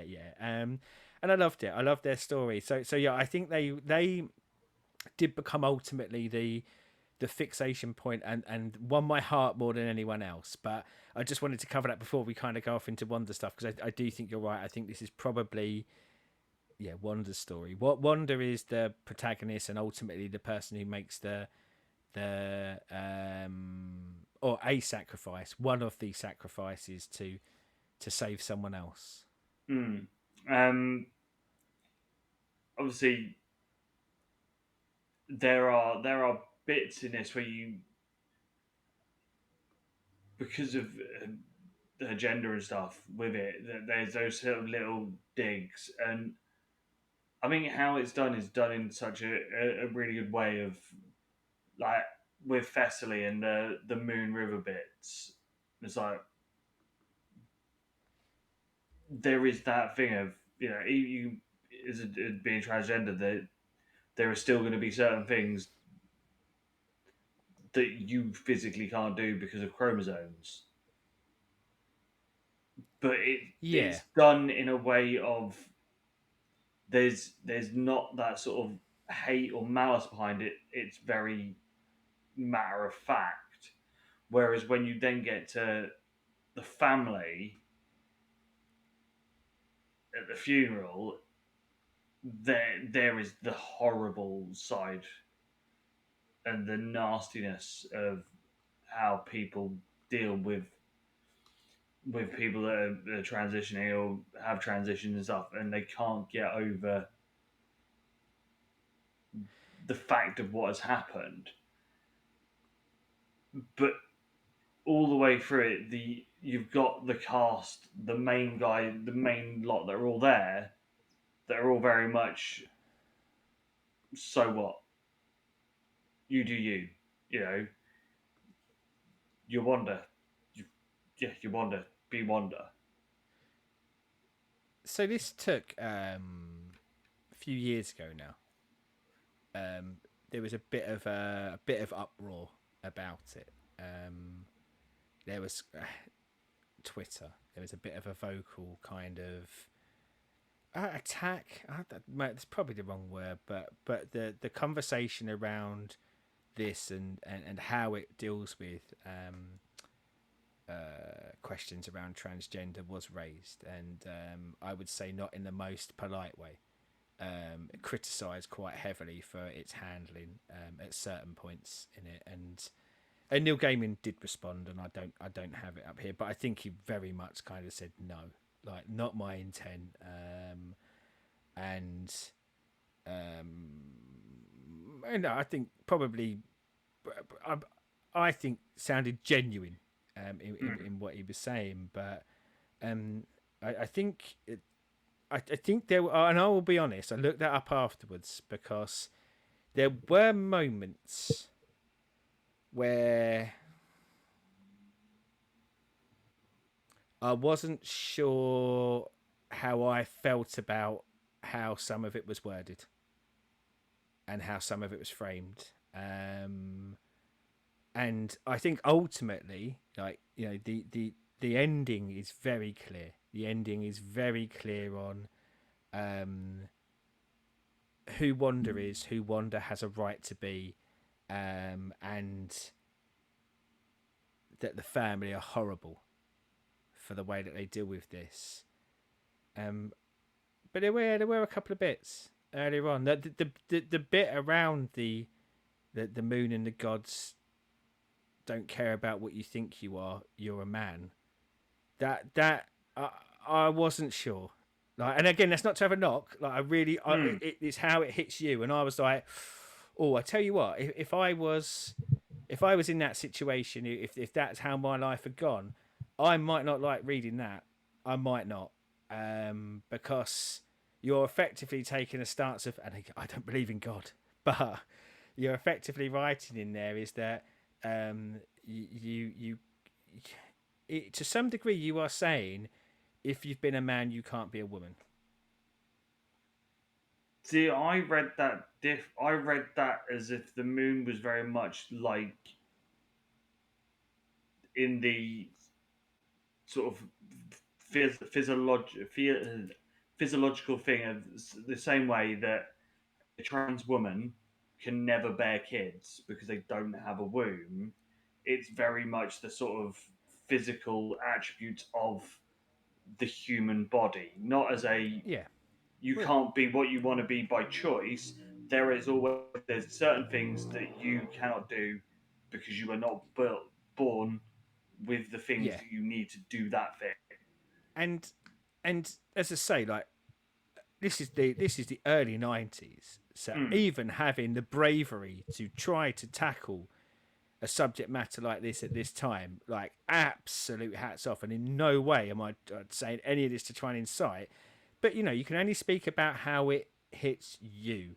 And as I say, very clear towards the end, but there was a couple of moments, and specifically what you say there of going, yes, you are right.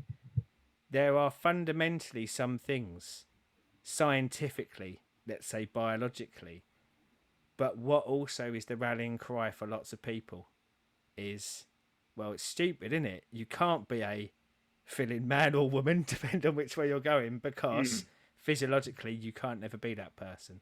And I think there's some coldness that comes across in the back. And don't get me wrong, like, it's a Thessaly that's delivering it, so it ain't like she's all sunshines and smiles anyway, is she? Yeah. She gives her shit out about how people feel about stuff. She's going to kill some dudes, like that's her thing. But and as I say, like, I still kind of, I haven't quite totally got there with all of it, but I do genuinely think that nothing is meant to be, like, I'm gonna say the word offensive. Like, it sounds so fucking twee when you say it like that. I don't think there's any intent there other than so when you get to the shitty family, I don't read a sentence that the shitty family says and goes, oh well, Neil Gaiman clearly thinks that this. Yeah. But I just think there were some moments where, and maybe it was the 90s, but I don't know, just where my mind is with everything now. There was a few moments where I just went, oh, I was hoping by the time we got to the end that it would be very clear what the author's stance on it is, and I do think it's very clear. I do 100% think it's very clear, but there are a few moments where I just went, and it's hard because I don't know. I've never had to experience anything like that, so I have no frame of reference other than just your gut. And my gut is going, oh, I might have winced a bit more if that was how my life had been at certain points of this. And it ain't the bits where people are being outwardly shitty and they're the bad guys. It was sometimes a bit more of the matter of factness of it. But still, amazingly, I think brave and bold to speak about it. And I was looking up a few bits, sort of like post this. It kind of led me down a rabbit hole, and not specifically about this storyline, but I found an article where he was asked about is Sandman too woke as a comic book and as a TV show, and and I did like the way he said it. He said, I remember when instead of he said he wrote it 35 years ago. I remember when instead of calling it woke, they called it politically correct. And then you talk about political correctness gone mad. And then I remember once reading the book where they started talking about political correctness and the fact that you can no longer make jokes about people's ethnicity or religion in the same way. And I think as a framing, and then he concludes with, and I thought, well, actually, that's not political correctness. That's just treating other people with respect. So I think as a human, everything I've ever read of his and everything I ever have, I think what a respectful man. Like I really do think I'd be gutted to find out if he wasn't, because I don't think he is. But we all could be twats sometimes. But I think in the 90s, in that stage of the 90s, I think we were still so facing so many. I mean, let's be honest. I think homosexuality was still dramatically different then, wasn't it? And I say dramatically different. Like the leaps and bounds societally we've come with that are so much more. But him having a lesbian couple in this story would have been seen as controversial in some people's eyes during this stage, wouldn't it? Well, the thing he's not shied away from it for any of it, because if you go back to the beginning, in the diner, Judy, you find out that she's obviously in a relationship with a girl. Destiny is androgynous and could be either. He very much, and then you look at his other stuff as well. You look at like Stardust with the cross-dressing captain, and but doesn't feel exploitative, does it? It doesn't feel like, oh, look at, go back to like talking about political correctness as it would have been called then, or wokeism as it's now called. Don't even get started down this path, but it's not like, oh, look at me. It's this is stories, isn't it? Like this is telling stories that reflect the real world, whilst not reflecting the real world because it's got fantasy and horror, but like using real world characters in your story. Yeah, it's having it would have been very easy in the 90s to never touch anything like that, because you said you're coming out of the 80s where AIDS is there and there to be the gay cancer. Yeah, well, it even gets mentioned by the family, doesn't it? Like when they're talking about the purge of New York City in a storm, it's very much, well, probably would have just got AIDS and died anyway, and you just go, that is, and the horrible thing is, and I'm sure you would attest to this, I heard people saying that. I heard people saying that out loud at that time. And do you know what? I think there's probably still people who say it out loud now. I'm lucky I heard it more then than I do now. Partially because I can make a lot better choices on who I spend my time with. But, this is, again, that reflection on the real world. But I think Wanda... So there's only one other thing that I wanted to ask about Wanda.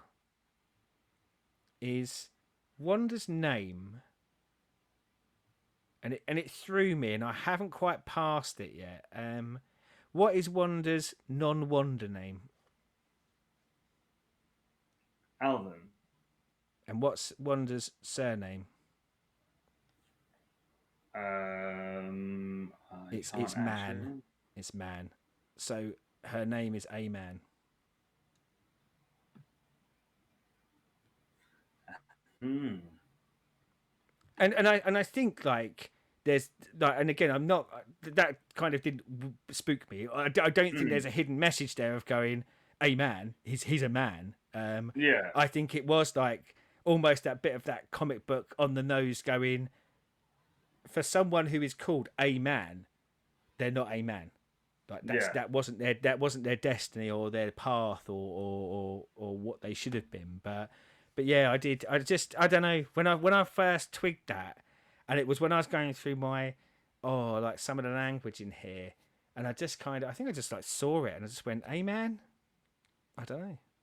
But you know, like comic books, you often use names to, like the alliteration of like the Peter Parkers, but like, you know, it'll be like the villains will have a name that's kind of like their villain name and stuff like that. But Yeah. so it is a bit of a comic book trope. But yeah, just kind of a little touch in there that was born a man. I hadn't picked that one up, but yeah. And I say born a man, like named a Yeah. man. You know, so the family were. Yeah, but yeah. So, Yeah, again, I think it's chock full of stuff. Like I do think that this will probably be yeah. As I say, I don't know where it lands in my rankings. I think like you, I don't think it would be bottom for me. I don't think it'd be top, but I do think it's one that further rereads might. I don't think it will ever drop down from where it is, and I think it could increase even more, because I think depending on what's to come with this is, I think this could become, well, a bit like the Doll's House, like well, a bit like every story we've had so far. They somewhat gain more relevance as it goes on anyway, because some of the stuff that might feel more throwaway or that story's done is not always comes done. back. Yeah. So, as always, comments down there. Let us know if you have read a game review, and if so, what do you think of it? Yeah. As always, Yeah, and you YouTube know, like things. we always say that about like let us know, but I am really interested. Like,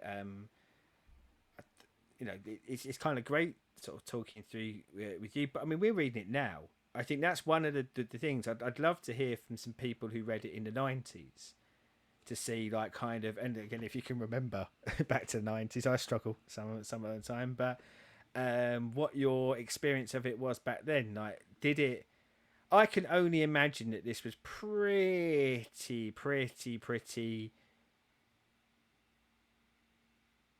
progressive for mainstream comics at this stage.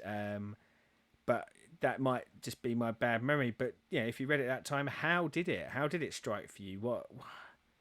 Yeah, I'd be really interested to find out. Yes. I said, as always, YouTube things, like, subscribe, ring bells. Believe, is it that time of the month next week?